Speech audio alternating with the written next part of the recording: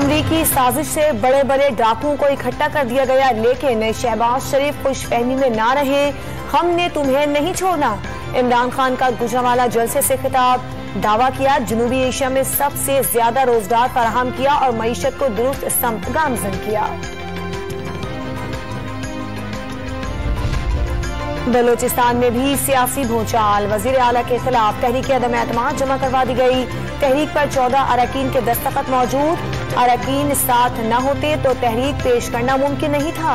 जाम कमाल का नंबर्स पूरे होने का दावा। पाकिस्तान और IMF के साथ में जायजा मुज़ाकरात शुरू, वजीर खजाना की IMF को इस्लाहात की यकीन दहानी। मिफ्ता इस्माइल आइंदा हफ्ते कतर में IMF मिशन से मुलाकात करेंगे। एलामिया के मुताबिक पाकिस्तान और IMF का जायजा अमल को नतीजा खेज बनाने पर इत्तेफाक। मईशत से मुतालिक चंद अवामिल हुकूमती दस्तरस से बाहर हैं, मिफ्ता इस्माइल ने वाज़ेह कर दिया।